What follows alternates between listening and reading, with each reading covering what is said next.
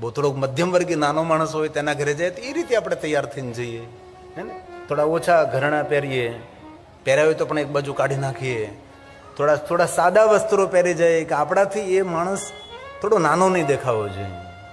એવી રીતે થોડી સાદગી ભરીથી જાય. કોઈ નાના માણસને ઘરે કોઈ વિવાહ પ્રસંગમાં જઈ આપણાથી ભોંઠો નહીં પડવો જોઈએ, આપણાથી નાનો નહીં દેખાવો જોઈએ. અને કોઈ ધનપતિ માણસ હોય ને તેના કોઈ પ્રસંગોમાં જાઓ તો ઘરમાં હોય એટલા ઘરેણા પહેરી લેવાના, લોકરમાં હોય લઈ આવીને પહેરી લેવાના, અને આજુબાજુના ઉસીના પણ લઈને પહેરીને જવાનું. જો હમ કિસી સે કમ નહીં.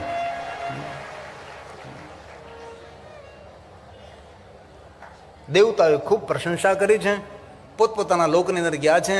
શિવ અને સતીએ સુંદર વિચરણ કર્યું, વિહાર કર્યો છે. વિચરણ અને વિહાર કરતા કરતા ભગવાન શિવ અને સતી કુંભજના દ્વારે આવે છે. એક બાર ત્રેતા જુગમાહી સંભુ ગયે કુંભજ ઋષિ પાહી. કુંભજ ઋષિને દ્વારે આવ્યા છે. કુંભજને ખબર પડી કરે મારા આંગણે જગત પિતા શિવ, જગત માતા ભવાની, સંગ સતી જગજનની ભવાની. સંગ સતી, કેટલા સુંદર શબ્દો છે.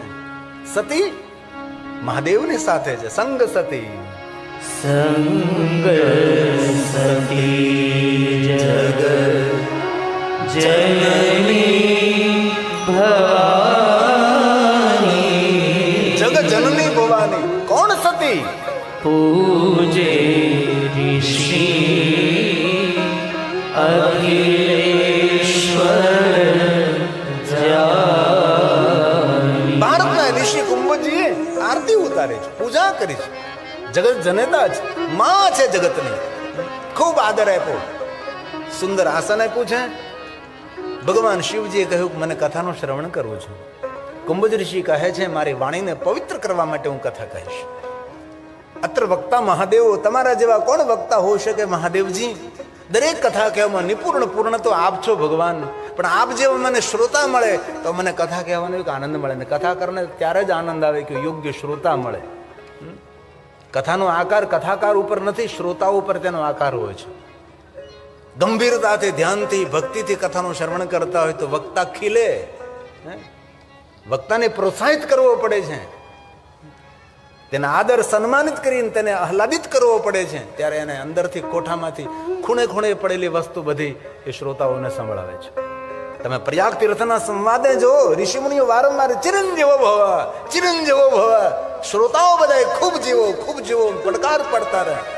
એ રીતે કથા સાંભળનાર કેવો છે, કથાનો શ્રોતા કેવો છે. ત્યારે કુંભજે કહ્યું કે મહાદેવ તમારા જેવા કથા સાંભળનાર મને મળે તો પછી હું કથા કેમ ન કહું? હૃદય ખોલી ખોલીને હું કથા કહીશ. રામ કથા મુનિ બર્જ બખાની. તુલસીનો સુંદર પ્રસાદ છે રામચરિત માનસ.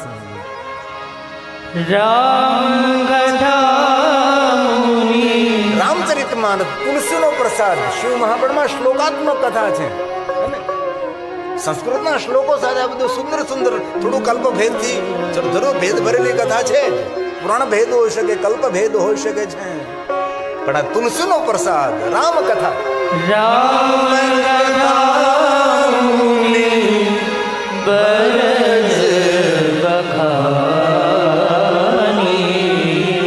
વખાણ કરી કરીને એક એક પાત્રને ઉપજાવ્યા છે કુંભજી કહે છે.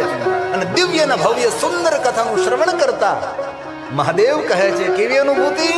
સુની મહેશ પરમ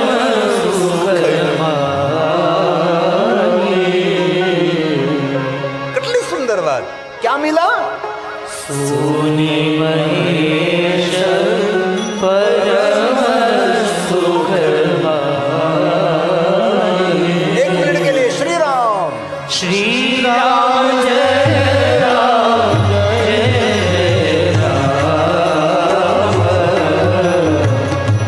શ્રી પુરારી ચલે સંગ દક્ષ કુમાર. વિવેક ન જોયો, સત્સંગ પ્રેમ ન જોયો, પ્રભુ પ્રત્યેની કોઈ આદર ભાવના ન, ઋષિ પ્રત્યેનો કોઈ આદર ન જોયો, તો હવે શું કહ્યું છે? એ તો દક્ષની પુત્રી છે, આ જગતની માં થવાને લાયક નથી.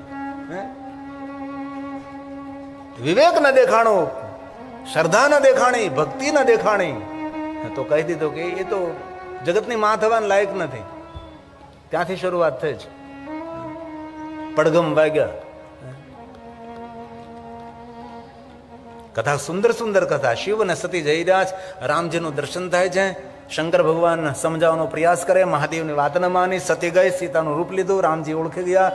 રામજી અને સતીનો સુંદર સંવાદ છે. સતી પાછા ફરે છે. શિવજીએ પ્રશ્ન કર્યો, શું કર્યું? પરીક્ષા લીધી. કછું ના પરીક્ષા લેની ગોસાઈ, જુઠ્ઠું બોલ્યા છે. રામ કોણ? રામ સત્ય છે. દર્શન સત્યનું કર્યું અને વ્યવહાર જૂઠ ભરેલો કર્યો. શિવજીએ મનોમન ત્યાગ કર્યા છે.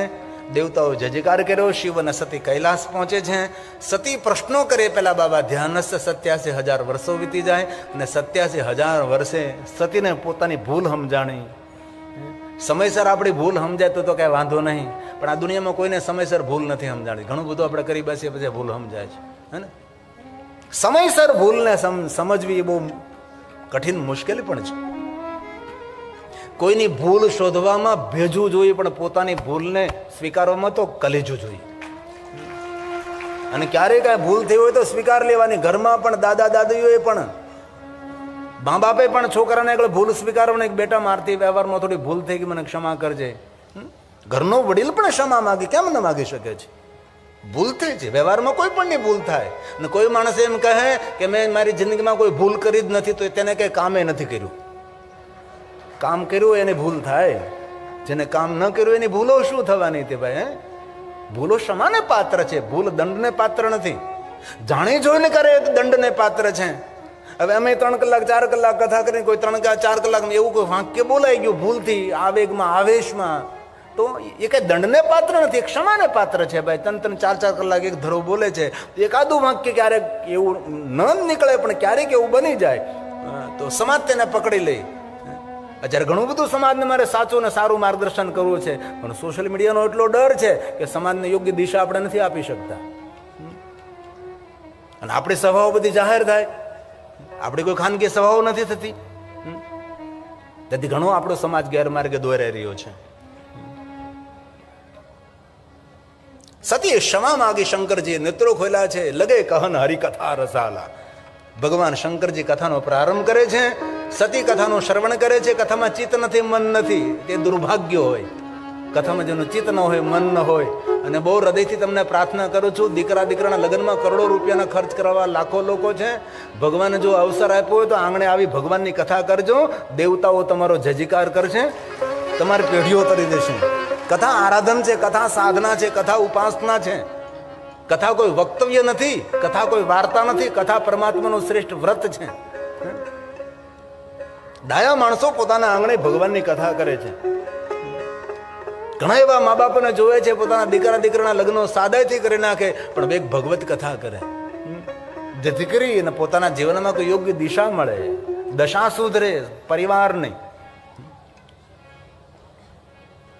આકાશ માર્ગે વિમાન. સતી પૂછે કોણ છે, ક્યાં જાય? શંકરજી કહ્યું કોણ ક્યાં જન, કોણ ક્યાંથી આવે, એમાં જન્મારો ટૂંકો પડે છે.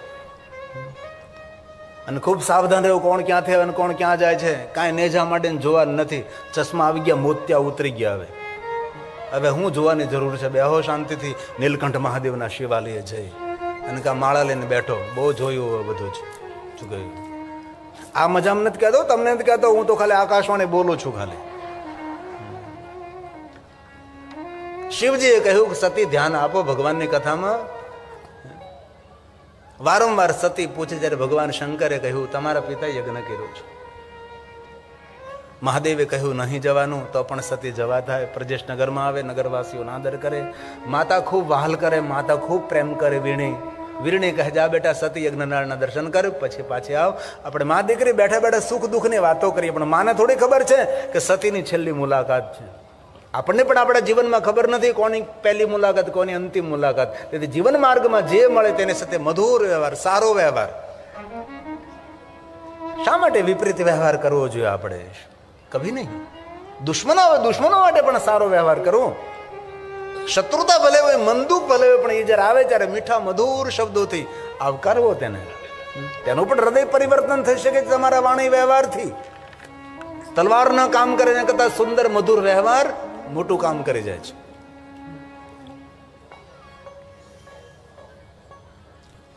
યજ્ઞશાળામાં ગઈ છે સતી.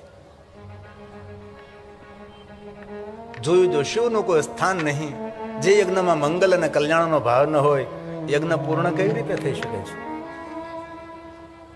સતી કહે છે, પિતાજી આપને ખબર છે યજ્ઞનું ફળ કોણ આપે? પ્રતિભો, ભગવાન શંકરજી સાક્ષી રૂપ છે. અને ભગવાન મહાદેવ જે ફળ આપવા માટે ટેવાયેલા છે, અને તમે શિવનું કોઈ સ્થાન નહીં. પિતાજી આ ભૂલ કરો છો. દક્ષ મહારાજ પોતાની પુત્રી સતીનો અનાદર કરે, સતીનું અપમાન કરે છે. દીકરાનું પણ અપમાન ન કરવું જોઈએ. ભૂલથી દીકરીઓનું કોઈ દી અપમાન કરવાનું જ નહીં. દીકરીઓ ક્યારેય ભૂલ કરી બેસે તો અપમાન નહીં. અને બહુ હૃદયથી પ્રાર્થના કરું છું, સમાજ બહુ ઉદાર છે, મને ખબર છે. આપણા દીકરાઓ 10 ભૂલ કરે તો પણ આપણે તેને માફ કરીએ છીએ. તો હૃદયથી મારી પ્રાર્થના છે, ન કરે પણ ક્યારેક આપણી દીકરી કાંઈ ભૂલ કરી બેસે તો આપણે તેને માફી આપવી જોઈએ, તેને ક્ષમા કરવી જોઈએ.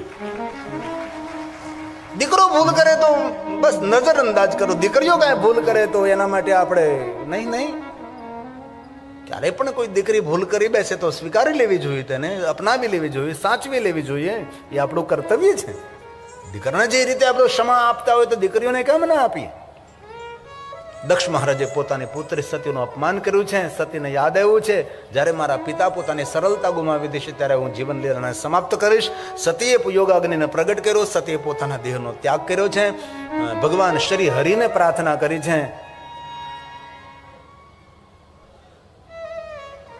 ભગવાન શિવને યાદ કર્યા છે. સતી મરત હરિસનવરુ માગા, જન્મ જન્મ શિવ પદ અનુરાગા. રામચરિત માનસ. સતી મરત હરિસન બરુમા. ભગવાન હરિને યાદ કર્યા છે. એ હરિ જન્મ જન્મ શિવ પદ અનુરાગ. જન્મો જન્મ સુધી શિવજીના ચરણોમાં મને પ્રેમ રહે. દેહનો ત્યાગ કર્યો છે. અને સતીનો બીજો જન્મ